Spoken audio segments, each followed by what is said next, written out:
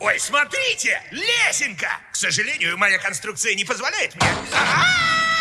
Borderlands. Дата выхода – 9 августа 2024 года.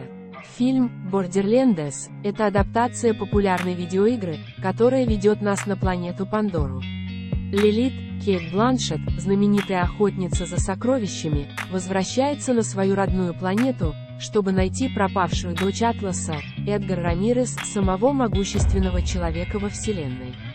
В своем приключении она объединяется с командой неординарных персонажей – Роландом, Кевин Харт, Тиной, Ариана Гринблад, Кригом, Флориан Монтяну, Таннис, Джейми Ли Кертис и роботом Клэптрэпом, Джек Блэк.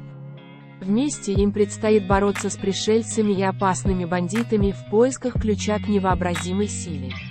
Режиссером фильма выступил Эли Рот, известный своими работами в жанре ужасов, что может добавить фильму особенного колорита. Фильм обещает быть динамичным и полным экшена, с характерным для игры черным юмором. Сценарий к фильму писали несколько авторов, включая Крейга Мазина, известного по работе над сериалами «Чернобыль» и «Последний из нас». Отдайте его мне.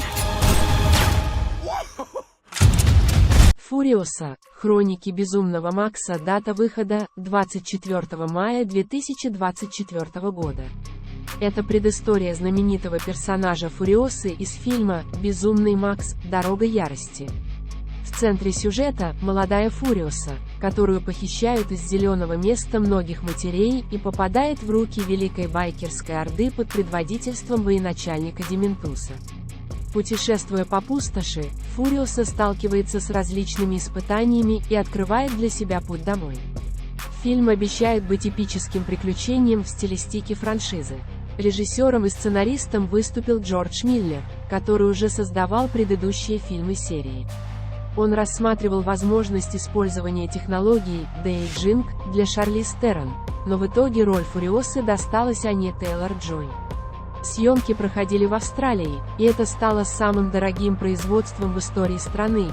Общий бюджет составил около $233 миллионов США. Фильм представят на Каннском кинофестивале перед широким релизом. «Гладиатор 2». Дата выхода – 22 ноября 2024 года. Продолжение знаменитого фильма «Гладиатор», события которого разворачиваются спустя 25-30 лет после первой части.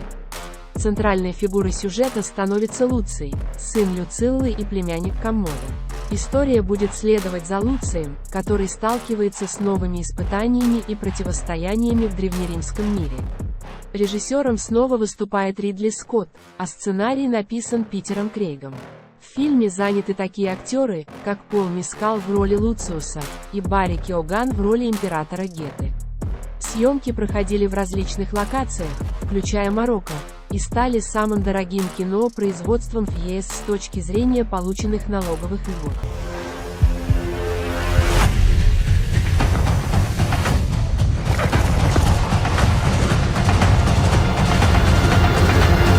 Планета обезьян. Новое царство. Дата выхода – 10 мая 2024 года. Этот фильм является новой главой во франшизе «Планета обезьян», развивающейся спустя 300 лет после событий фильма «Война за планету обезьян».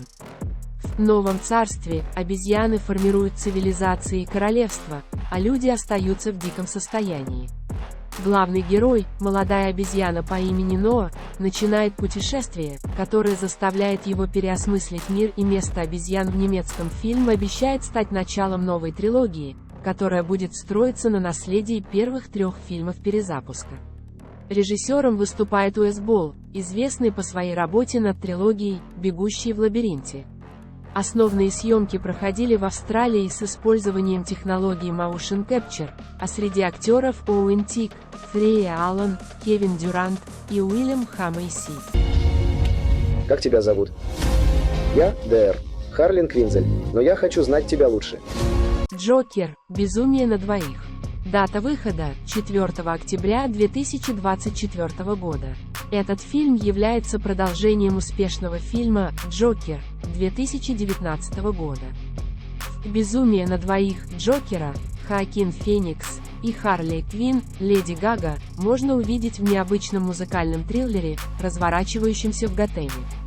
Фильм обещает быть насыщенным эмоциональными и напряженными моментами, с музыкальными номерами, которые гармонично вплетены в сюжет. Фильм включает в себя музыкальные номера и сцены, снятые в различных уголках Нью-Йорка и Лос-Анджелеса. Отличительной чертой является использование IMAX-камер для создания визуального стиля, вдохновленного работами Фрэнсиса Форда Копполы. Композитор Хильdur Гуднадоттир, возвращающаяся после первой части, обещает привнести в фильм уникальное музыкальное звучание. Дюна, часть 2. Дата выхода – 1 марта 2024 года. Продолжение знаменитой эпопеи, где Пол Атрейдес объединяется с народом фрименов на планете Арракис, чтобы отомстить за разрушение своей семьи. Ожидайте эпические сражения и глубокие личные драмы на фоне межгалактических конфликтов. Кристофер Уокен и Флоренс Пью присоединились к актерскому составу, а режиссер Дени Вильнёв продолжил работу над созданием уникального визуального стиля фильма. Фильм полностью снят для формата IMAX. Привет, Кукусик. Ты мне сейчас очень нужен. Дамочка, я не из этих. Ладно, у меня, знаешь, часики тикают, так что вставашки. Коктейльная дисфункция. После 40 у росомах это норма. Отвали. Если не хочешь задышать через дыру между глаз, рекомендую одуматься. Никто не уйдет неотпищенным! Никто не уйдет. Дэдпул и Росомаха. Дата выхода – 26 июля 2024 года. В этом фильме Райан Рейнольдс и Хью Джекман вновь возвращаются в роли Дэдпула и Росомахи соответственно. События разворачиваются в мультивселенной Марвел, где Росомаха пытается забыть свое прошлое, а Дэдпул, как всегда, привносит в историю юмор и хаос. Фильм обещает быть насыщенным динамичными боевыми сценами и ироничным юмором. Хью Джекман вернулся к роли Росомахи после заявления о завершении работы над персонажем.